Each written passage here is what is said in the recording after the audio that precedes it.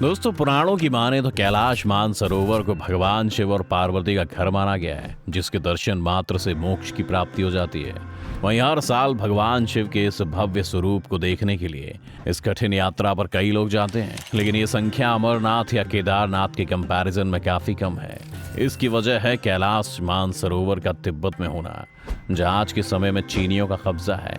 इतना ही नहीं, उत्तराखंड से नेपाल होते हुए यात्रा काफी कठिन और खर्चीली भी हो जाती है, जिसे पूरा करना हर किसी के बस की बात नहीं है। लेकिन पिछले एक दशक में भारत की रोड कनेक्टिविटी पर काफी तेजी से काम हुआ है, जिसका असर अब दिखने लगा है। बता दें कि साल 2023 के एंड और 2024 की शुरुआत तक देश के श्रद्धालु उत्तराखंड से इस यात्रा पर जा सकेंगे। आइए जानते हैं कैसे।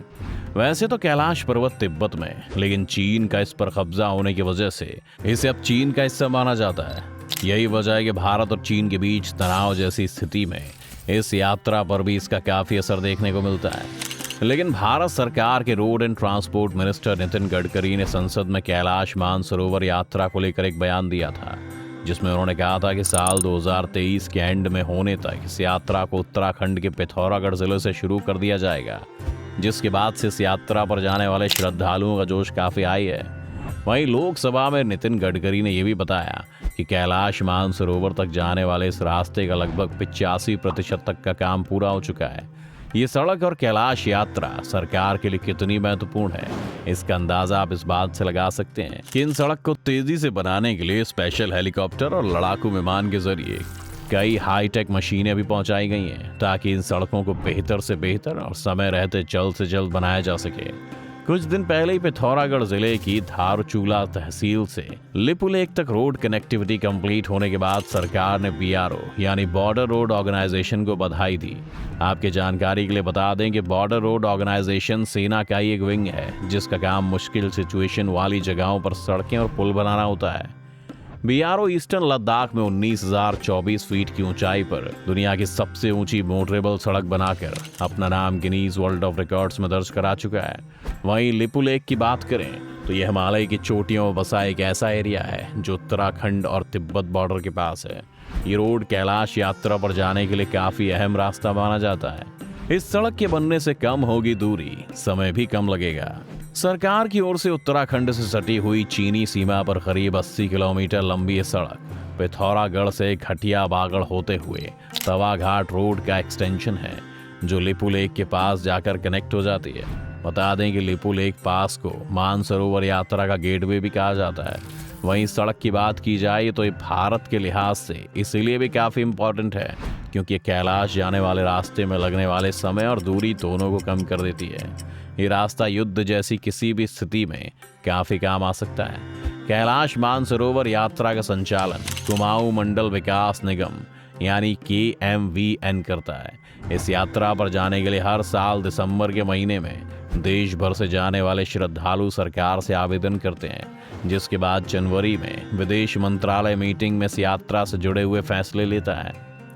क्योंकि अभी तक इस कठिन यात्रा पर जाने के लिए भक्तों को तिब्बत या नेपाल से होकर इस यात्रा को करने के लिए जाना पड़ता है, जिसकी वजह से हर साल सरकार सिर्फ 1,000 लोगों को इस यात्रा पर भेजती है।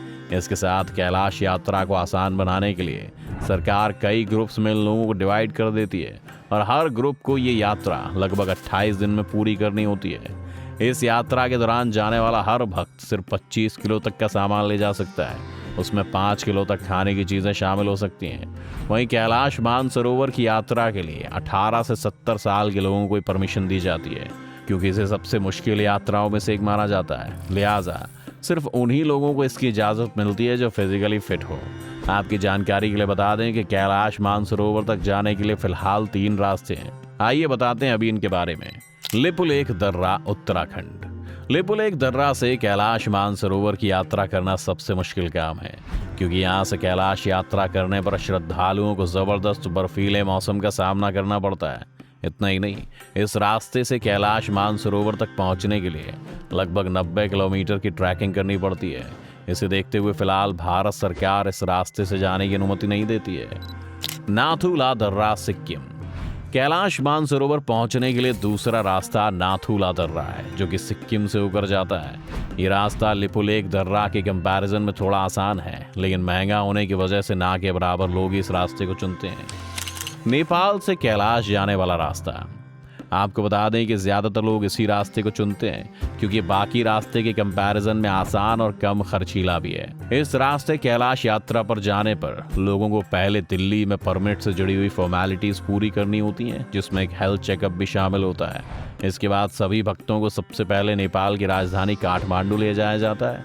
यहाँ कई श्रद्धालु रुककर पहले पशुपतिनाथ के दर्शन करते हैं और फिर अगले दिन इस यात्रा पर भगवान शिव के इस भव्य स्वरूप के दर्शन के लिए आगे निकल जाते हैं। इसके बाद काठमांडू से तकरीबन 1 घंटे की यात्रा के बाद फ्रेंडशिप ब्रिज पर पहुंचने के बाद चीनी ऑफिसर्स मानसरोवर जाने वाले सभी लोगों और उनके सामान की चेकिंग करते हैं। बता दें कि ये जगह नेपाल चीन की सीमा है, जहाँ फ्रेंडशिप ब्रिज इन दोनों देशों को आपस में जोड़ने का काम करता है। इस यात्रा का पहला पड़ाव तिब्बत का नायलम होता है।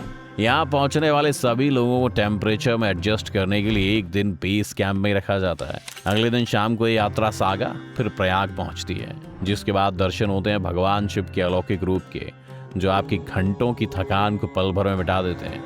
वहीं कैलाश की परिक्रमा के लिए मानसरोवर झील से 60 किलोमीटर दूर तारचेन के बेस कैंप पहुंचना होता है, जहां से 54 किलोमीटर की परिक्रमा की जाती है, जिसे गिर पाना बेहद मुश्किल होता है। वैसे आप चाहें तो काठमांडू से कैलाश मानसरोवर तक इस यात्रा को बाय एयर भी कर सकते हैं, जो आपके समय और मेहनत को काफ़ी हद तक बचा सकता है। वैसे आप अगर इस बारे में ज़्यादा जानकारी हासिल करना चाहते हैं तो www.kmy.gov.in पर जाकर लॉगिन कर सकते हैं। तो दोस्तों, क्या भारत के कैलाश तक खुद की सड़क बनाना इस बात को दिखाता है कि हम किसी भी देश के भरोसे नहीं हैं और ज़रूरत पड़ने पर कुछ भी कर सकते हैं? आप भारत में तेजी से बनती इन सड़कों के बारे में क्या सोचते हैं? हमारे चैनल को सब्सक्राइब करने के बाद कमेंट करके ज़रूर बताएं।